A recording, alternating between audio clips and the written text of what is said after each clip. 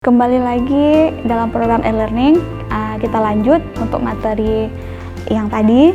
Ini ada 8 keadaan permintaan yang mungkin terjadi. Yang pertama ada permintaan negatif seperti yang sudah kita paparkan tadi. Misalnya konsumen yang memang benar-benar menghindari untuk produk atau jasa tertentu. Jadi ini memang tugas seorang manajer, tugas seorang pemasar untuk lebih gencar lagi melakukan promosi. Yang kedua ada permintaan yang tidak ada, di mana konsumen mungkin tidak sadar akan atau tidak tertarik pada produk dan jasa tersebut. Ini misalnya ada beberapa barang atau jasa yang sudah diketahui oleh konsumen, tetapi mereka menganggap itu tidak ada manfaatnya sehingga mereka tidak tertarik untuk membeli atau mengkonsumsi produk tersebut. Contohnya misalnya botol-botol bekas yang sudah dianggap sampah. Jadi tugas seorang manajer agar produk dan jasa tersebut lebih menarik, yaitu dengan cara menggabungkan dengan nilai seni. Misalnya botol-botol bekas itu dijadikan sebuah seni yang menarik agar konsumen ada daya tarik untuk menggunakan atau membeli produk tersebut. Yang ketiga ada permintaan laten, di mana konsumen mungkin memiliki suatu kebutuhan yang kuat yang tidak bisa dipenuhi produk yang ada.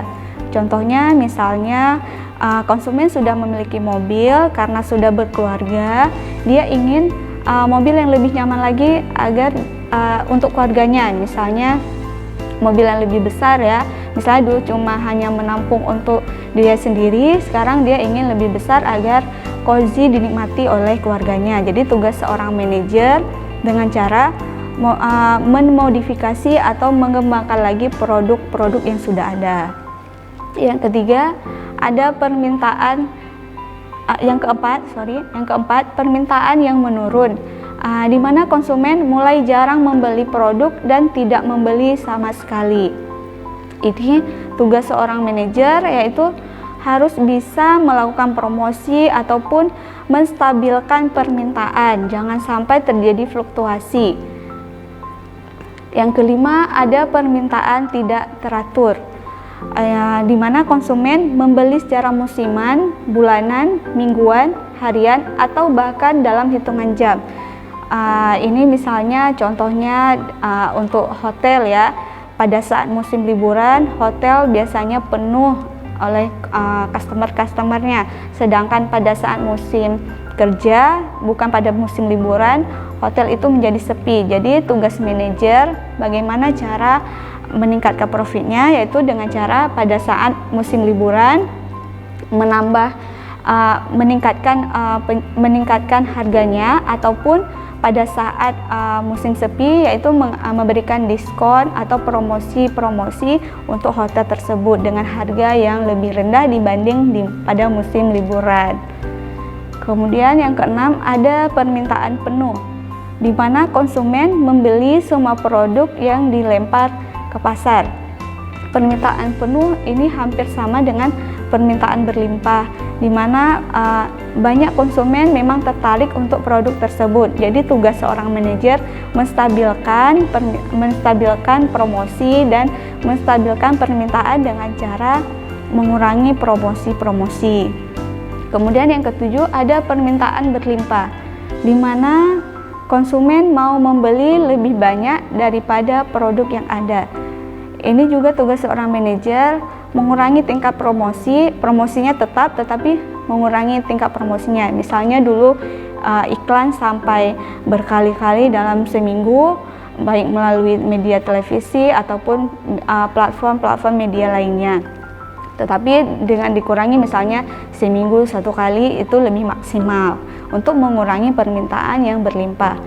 Yang kedelapan, permintaan tidak sehat, di mana konsumen mungkin tertarik pada produk yang memiliki konsekuensi sosial yang tidak diinginkan. Contohnya misalnya untuk obat-obatan. Ada beberapa obat-obatan terlarang, misalnya obat bius ya, itu tidak bisa dikonsumsi tanpa arahan dokter. Obat bius itu digunakan pada saat ingin misalnya operasi. Jadi tugas seorang manajer memberikan pengetahuan lagi, memberikan promosi yang lebih efektif lagi untuk para konsumen. Kemudian siapa yang memasarkan? Yang pertama ada pasar. Secara tradisional, pasar adalah tempat fisik di mana para pembeli dan penjual berkumpul untuk membeli dan menjual barang dan jasa. Para ahli ekonomi menggambarkan pasar sebagai kumpulan pembeli dan penjual yang melakukan transaksi atas sebuah produk atau kelompok produk tertentu. Jadi kalau sudah ada transaksi penjualan dan pembelian, maka itu bisa dikatakan sebagai pasar. Pasar pelanggan utama yaitu yang pertama ada pasar konsumen, di mana perusahaan-perusahaan yang menjual barang dan jasa kebutuhan konsumen secara massal, misalnya minuman ringan, kosmetik, skincare, penerbangan, sepatu dan peralatan olahraga. Yang kedua ada pasar bisnis.